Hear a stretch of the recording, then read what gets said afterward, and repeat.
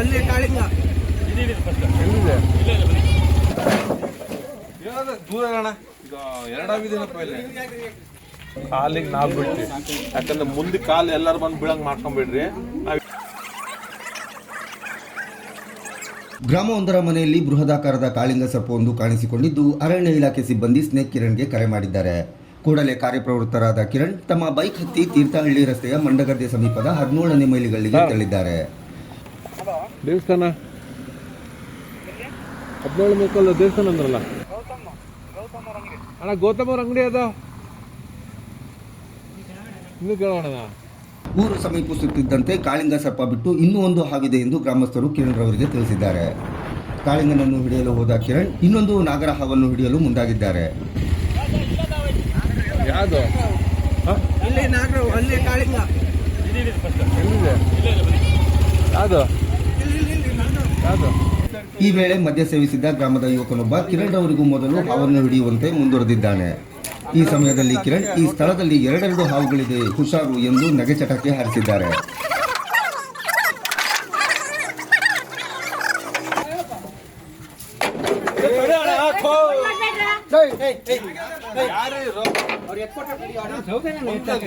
ಪರಿಸ್ಥಿತಿಯಲ್ಲಿ ಖರ್ಚು ನನಗೆ ಒಂದು ತಡೆಯ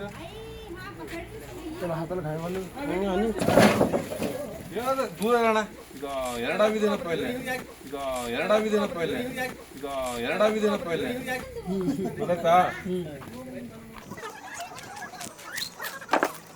ನಂತರ ಅಲ್ಲಿಂದ ತೆರಳಿದ ಕಿರಣ್ ಪಕ್ಕದ ಬೀದಿಯ ಕಾಳಿಂಗ ಸರ್ಪವನ್ನು ಹಿಡಿಯಲು ಮುಂದಾಗಿದ್ದಾರೆ. ಮೊದಲಿಗೆ ಹಾವು ಇರುವ ಸ್ಥಳವನ್ನು ವೀಕ್ಷಿಸಿದ ಕಿರಣ್ ಸ್ಥಳೀಯರು ದೂರ ನಿಲ್ಲುವಂತೆ ಎಚ್ಚರಿಕೆಯನ್ನು ನೀಡಿದ್ದಾರೆ ಮತ್ತು ಹಾವು ಹಿಡಿಯುವಾಗ ಆಗುವ ತೊಂದರೆಗಳ ಬಗ್ಗೆ ತಿಳಿಸಿದ್ದಾರೆ. ಇವರು ಕಿರಣ್ ಅಂತೇಳಿ ನಾವು ಸ್ನೇಕ್ ಕಿರಣ್, ಬರೀ ಕಿರಣ್ ಇಬ್ರು ಒಂದೇ ಕಿರಣ್ ಹೋಗಿದೆ. ಹೌದಾ? 15 ಅಡಿನೋ 10 ಅಡಿನೋ ಅದು ಅಲ್ಲಿ ನೋಡಿದ್ಮೇಲೆ ಗೊತ್ತಾಗತ್ತೆ. ನಾನು ಇಲ್ಲಿ ನಿಂತು ನನಗೆ 15 ಅಡಿಯಿಂದ ಇಲ್ಲಿ ಬರುತ್ತೆ. ನೀವು ನಿಂತಿದ್ರೆ ನಿಮ್ಗೆ ತೊಂದರೆ ಆದ್ರೆ ನಾನು ಏನ್ ಮಾಡ್ಲಿ?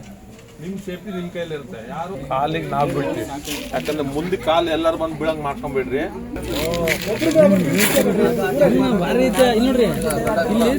ನಂತರ ಸೌದೆಗಳನ್ನು ತೆರವುಗೊಳಿಸಿ ಸುಮಾರು 15 ಅಡಿ ಉದ್ದ ಇದ್ದ ಕಾಳಿಂಗ ಸರ್ಪವನ್ನು ಅರಣ್ಯ ಇಲಾಖೆಯವರ ಸಮಕ್ಷಮದಲ್ಲಿ ಸುರಕ್ಷಿತವಾಗಿ ಹಿಡಿಯುವಲ್ಲಿ ಯಶಸ್ವಿಯಾಗಿದ್ದಾರೆ. ಬೃಹದಾಕಾರದ ಹಾವನ್ನು ಕಂಡ ಸ್ಥಳೀಯರು ಹೌಹಾರಿದ್ದಾರೆ. ಸುಮಾರು 9 ಕೆಜಿ ತೂಕವಿದ್ದ ಕಾಳಿಂಗ ಸರ್ಪವನ್ನು ಕಿರಣ್ ರವರು ಸರಾಗವಾಗಿ ಹಿಡಿದು ಅರಣ್ಯಕ್ಕೆ ಬಿಟ್ಟಿದ್ದಾರೆ. ಸರಿಯಾಗಿದೆ. ದೂರ